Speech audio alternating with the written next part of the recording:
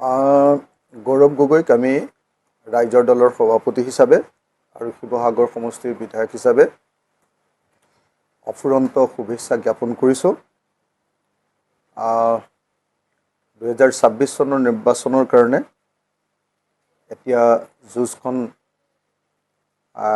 বিজেপিৰ কাৰণে আৰু বেছি কঠিন হ'ব, আমাৰ বিৰোধী পক্ষৰ কাৰণে আৰু বেছি মজবুত হ'ব।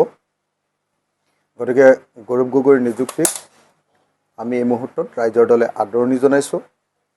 ৰাইজৰ দলে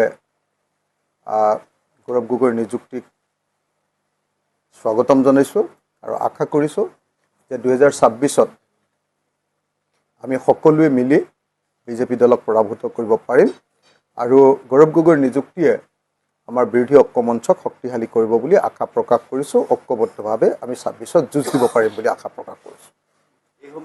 নাই, সেইটো অতি ডাঙৰ প্ৰাৰ্থী এটা কংগ্ৰেছ দল। গতিকে কংগ্ৰেছ দলে নিশ্চয় তেওঁলোকৰ ষ্ট্ৰেটেজি ঠিক কৰি লৈছে। মাত্ৰ আমি এটাই আহ্বান জনাম যে 2026ৰ কাৰণে বিৰোধীবিলাক একলগ হ'ব লাগে আৰু বিৰোধীবিলাক একলগ হৈ আমি সকলোৱে মিলি 2026 চনত বিজেপিক পৰাভূত কৰিব লাগে।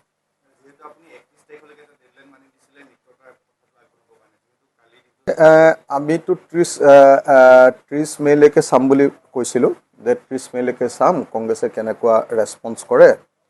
তো এইবুলি আমি কৈছিলোঁ আগতে, কিন্তু এতিয়া যিহেতু নতুন নিযুক্তি দিছে, একেদিনাই আৰু এলায়েন্সৰ কথাটো পৃথিৱীৰ কোনো মানুহে পাতিব নোৱাৰে। গতিকে চাওঁ, আমি অকণমান সময় অপেক্ষা কৰোঁ, কি হয় দেখা যাওক। ডেফিনেটলি আমি গোটেইবিলাক জেচাৰবিলাক গম পাই যাম কেনেকুৱা ধৰণৰ। গতিকে দুদিনমান অপেক্ষা কৰোঁ, যিহেতু নতুন নিযুক্তি, গতিকে এই মুহূৰ্তত মই বেলেগ কোনো ধৰণৰ কথা ক'ব খোজা নাই। আশা কৰিম যে 2026ত আমি বিৰোধী পক্ষই ঐক্যবদ্ধ হৈ বিজেপিক পৰাভূত কৰিব পাৰিম। নতুন নিযুক্তি হৈছে, গতিকে গৌৰৱ গগৈৰ নেতৃত্বৰ কংগ্ৰেছে আচলতে কেনেকুৱা ধৰণৰ ষ্টেণ্ড লয়, সেই ষ্টেণ্ডটোৰ ওপৰতে গোটেই মিত্ৰতাৰ বস্তুটো নিৰূপণ কৰিব। যদি তেওঁলোকে পজিটিভ ষ্টেণ্ড লয়, নিশ্চয় 2026ত আমি ঐক্যবদ্ধভাৱে বিজেপিক হৰুৱাব পাৰিমেই। সেইটো এতিয়া কমপ্লিটলি গৌৰৱ গগৈৰ বা প্ৰদেশ কংগ্ৰেছ আৰু AICC তেওঁলোকৰ কোৰ্টত বলটো আছে। আমি এই মুহূৰ্তত নতুন নিযুক্তি হৈছে কাৰণে 30 মে'ৰ তাৰিখৰ যিটো আমি ৰিকুৱেষ্ট কৰিছিলোঁ যে মে' মাহৰ ভিতৰতে শেষ হৈ যাব লাগে, তো সেইটো নতুন নিযুক্তি যিহেতু হৈছে, ডেফিনেটলি অলপ সময় লাগিব, আমি অপেক্ষা কৰিম। শংকৰজ্যোতি বৰুৱা ৰাজনৈতিক ষড়যন্ত্ৰৰ বলি হৈছে নে অন্য কি হৈছে নাজানো, কিন্তু শংকৰজ্যোতি বৰুৱাক গ্ৰেপ্তাৰ কৰাৰ বিৰোধিতা কৰিছিলোঁ আৰু শংকৰজ্যোতি বৰুৱাৰ হাতকেৰেয়া লগোৱা কথাটোত তেওঁক মানে বান্ধি লৈ যোৱা কথাটোত হাতকেৰেয়া লগাই বান্ধি লৈ যোৱা কথাটোৰ তীব্ৰ বিৰোধিতা কৰিছিলোঁ। আমাৰ ৰাইজৰ দলৰ স্পষ্ট মতটো হ'ল যে শংকৰজ্যোতি বৰুৱাক যেনেকৈ এজন আমাৰ অসমীয়া খিলঞ্জীয়া ল'ৰা এটাক যেনেকৈ হাতকেৰেয়া লগাইছে, যেনেকৈ এৰেষ্ট কৰিছে, মাৰপিট কৰা দুয়োটা পক্ষৰ ওপৰত একশ্যন নলয়। মই সেইকাৰণে বাৰম্বাৰ কৈ আহিছোঁ যে বিজেপি চৰকাৰৰ দিনত আমাৰ অসমৰ খিলঞ্জীয়া মানুহবিলাকৰ ওপৰত উৎপাতটো বাঢ়িছে, খিলঞ্জীয়া মানুহবিলাকে মাৰ খাবলগীয়া পৰিস্থিতি হৈছে আৰু বহিৰাগতৰ হাতত আমি বহুত মাৰ খাবলগীয়া পৰিস্থিতি হৈছে। আগতকৈ আমাৰ যিটো অসমৰ খিলঞ্জীয়া মানুহবিলাকৰ যিটো আগৰ যিটো মানে কি ক'ম মানে যি ধৰণৰ শক্তি আছিলে, সেই শক্তিটো যেন বিজেপি চৰকাৰ দিনত কমিছে। এতিয়া শংকৰজ্যোতি বৰুৱাৰ ক্ষেত্ৰত মোৰ কথাটো হ'ল যে পেট্ৰল ডিপু বহিৰাগত দুজন মানুহৰ ইজনে সিজনৰ পেট্ৰল ডিপু দখল কৰিবলৈ গৈছে। কোন সঁচা কোন মিছা আমি কোনেও নাজানো। তাত অসমীয়া ল'ৰা এজন তাত সোমোৱা কথাটোৱে ভুল আছিলে বুলিয়ে মই ভাবোঁ। কিয় সোমাব লাগে লোকৰ পেট্ৰল ডিপুৰ কথাটোত, মই তেনেকৈ ভাবোঁ। আৰু সেইকাৰণে মই তেওঁক ছাজেষ্ট কৰিম, মোতকৈ সৰু কাৰণে মই তেওঁক ছাজেষ্ট কৰিম, পৰামৰ্শ দিম যে ভৱিষ্যতে এনেকুৱা কামবিলাকত যাব নালাগে। শংকৰজ্যোতিয়ে ইয়াৰ আগতে প্ৰদূষণ ছাত্ৰ সন্থাৰ পৰা তেওঁ বিতাড়িত হ'বলগীয়া হৈছে, আঁতৰি দিবলগীয়া হৈছে, এটা বিতৰ্কিত কথা। আকৌ এটা বিতৰ্কিত কথাত তেওঁ আকৌ জড়িত হৈছে। এনেকৈ হৈ থাকিলেতো তেওঁ কেৰিয়াৰটো, সৰু ল'ৰা এটাৰ কেৰিয়াৰটো ধ্বংস হৈ যাব। বেলেগে ইনচিজ কৰি থাকিব, বেলেগে উচতো নিদি থাকিব। কিন্তু মোৰ কাৰণে কথাটো হ'ল যে নহয়, আমাৰ খিলঞ্জীয়া ল'ৰা এটা তাৰ ভৱিষ্যত যদি ভাল হ'ব লাগে, সেইটো মানে সঠিক পথলৈ আহিব লাগিব। গতিকে মই আশা কৰিছোঁ যে শংকৰজ্যোতি বৰুৱাক যেনেকৈ গ্ৰেপ্তাৰ কৰিছিলে, আনটো পক্ষ যিটো পক্ষই মাৰপিট কৰিছিলে সেইটো পক্ষকো গ্ৰেপ্তাৰ কৰিব লাগে। মানে অসমৰ প্ৰত্যেকজন মানুহৰ প্ৰতিক্ৰিয়া এটাই হ'ব, সেইটো হ'ল যে যিমান বিদেশী আছে, তেওঁ বাংলাদেশী হওক, তেওঁ পাকিস্তানী হওক, তেওঁ আমেৰিকান হওক, তেওঁ মানে ব্ৰিটিছ হওক, যি দেশৰ পৰাই নাহক লাগিলে 1971 চনৰ 25 মাৰ্চৰ দিনটোৰ পৰা থকা, তাৰ আগতে থকাখিনিক বাদ দি 24 মাৰ্চৰ ৰাতি 12টা বজালৈকে থকাখিনি আমাৰ স্বদেশী, 25 মাৰ্চৰ পৰা থকা মানুহখিনি বিদেশী 1971। গতিকে 1971 চনৰ পাছত অহা যদি কোনোবা মানুহ আছে তেওঁলোকক বিতাড়িত কৰিব লাগে, তেওঁলোকক পঠিয়াই দিব লাগে।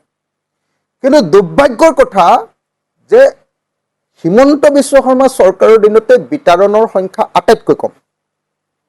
আনকি সৰ্বানন্দ সোণোৱালৰ চৰকাৰৰ দিনতো মই তথ্য উলিয়াই থৈছোঁ বিধানসভাত, আপোনালোকে চাই ল'ব, মোৰ সংখ্যাটো এতিয়া মনত নাই। সৰ্বানন্দ সোণোৱাল চৰকাৰৰ দিনতো বছৰি বিদেশী বিতাড়নৰ সংখ্যাটো অলপ আছিলে, এওঁৰ দিনততো একদম কম, এবছৰত এজন দুজন এনেকুৱা। তৰুণ গগৈ ডাঙৰীয়াৰ চৰকাৰৰ দিনতো আছিলে, ভালেই আছিলে, 400, 500, 700 এনেকুৱা আছিলে। এতিয়াতো নাইয়ে। এওঁলোকে কি কৰিছে যে বিদেশীৰ ইছ্যুটো অকল ইছ্যুত পৰিণত কৰি তাৰ পৰা ৰাজনৈতিক মুনাফা আহৰণ কৰিব খুজিছে। তেওঁলোকে প্ৰকৃত বিদেশী আৰু প্ৰকৃত স্বদেশীৰ সীমাৰেখাডাল শেষ কৰি দিবৰ কাৰণে NRC-খন কৰিবলৈ নিদিয়ে বিজেপি চৰকাৰ। NRC-খন কৰি কোন বিদেশী আৰু কোন স্বদেশী একদম লাইনটো উলিয়াই দিব লাগে, যে এওঁলোক বিদেশী, এওঁলোক স্বদেশী। লিষ্টত যিবিলাক নাম আছে NRC-ত, তেওঁলোক স্বদেশী, তেওঁলোকক একেবাৰে দিগদাৰ কৰিব নালাগে। আৰু NRC-ত নাম নাই, সেইটোক ফাইনেলাইজ কৰি ল'ব NRC-খন, আৰু যেতিয়া NRC-ত নাম নাই তেওঁক বিতৰণ কৰিব। এইটোও হ'ব লাগে। কিন্তু বিজেপি চৰকাৰে বিদেশীৰ বিৰুদ্ধে তেনেকুৱা কোনো ধৰণৰ একশ্যন লোৱাৰ পৰিৱৰ্তে যেতিয়াই কিবা এটা মানে চৰকাৰখনৰ বিৰুদ্ধে কিবা এটা সংকট আহে, তেতিয়া তেওঁলোকে এনেই মুছলমান মানুহ কেইজনমানক ধৰে, হাল্লা হুলস্থুল কৰে, জেলত এদিন দুদিন দিয়ে, তাৰপিছত আকৌ সেই মানুহকেইজন ঘৰলৈ গুচি আহে। চবেই হাল্লা লগাই দিয়ে যে বাংলাদেশী আহিলে, বাংলাদেশী আহিলে, বাংলাদেশী আহিলে। তাৰপিছত গৈ মূৰকত গৈ দেখা যায় যে তেওঁলোকক কোৰ্টে ক'লে যে এইবিলাক স্বদেশী মানুহ, এনেকৈ কৈ দিয়েগৈ। সেইকাৰণে মোৰ কাৰণে খুব স্পষ্ট কথাটো, স্পষ্ট একেবাৰে দ্বিধাহীনভাৱে মই এটা কথা স্পষ্ট কৰি দিছোঁ, আপোনালোকে এটা অংশ নুলিয়াবগৈ।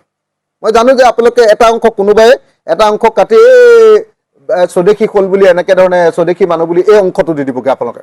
এইটো কৰে আপোনালোকে। তো মই কৈ থকা কথাটোৰ অৰ্থটো হ'ল যে বিজেপি চৰকাৰে বিদেশী খেদিবৰ কাৰণে আন্তৰিকতাৰে কাম কৰা নাই। বিজেপি চৰকাৰে বিদেশীৰ ইছ্যুটোক কেৱল ব্যৱহাৰ কৰিছে।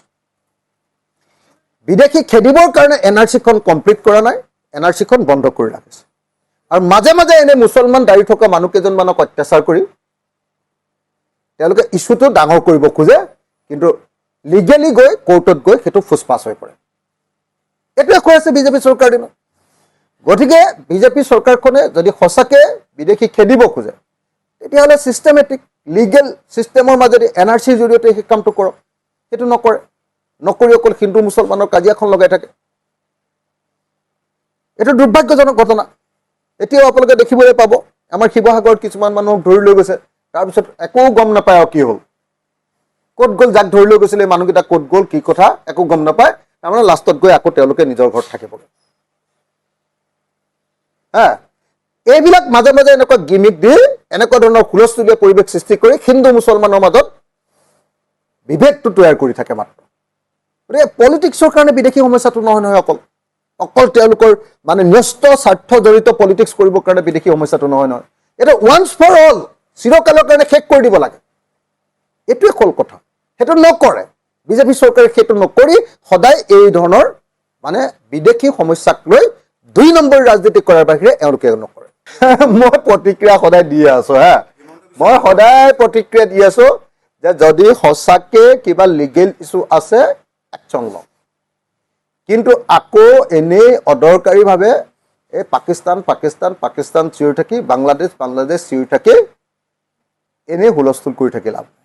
যদি কিবা লিগেল ইছ্যু আছে একশ্যন লওক, হয় নহয়? মুখ্যমন্ত্ৰী আছে, প্ৰধানমন্ত্ৰী আছে, গৃহ বিভাগ আছে ভাৰতত অসমত দুইটাতে আছে, পুলিচ আছে, ইমান এজেঞ্চিবিলাক আছে, এনকুৱাৰী কৰি একচুৱেল লওক। এনে আমাৰ সন্মুখত পাকিস্তানী গাই থাকিলে কিটো হ'ব? এইটোতো আমি আকৌ সেই বাংলাদেশী ইছ্যুৰ নিচিনাকৈ এটা ইছ্যু বুলিয়ে ভাবিম, ৰাজনৈতিক ইছ্যু বুলিয়ে ভাবিম। গতিকে যদি কিবা ছাবষ্টেঞ্চ আছে তেতিয়াহ'লে চৰকাৰে একচন লওক, যদি কোনো ছাবষ্টেঞ্চ নাই তেতিয়াহ'লে এনে আমাৰ সন্মুখত গাই থাকিলে একো লাভ নাই।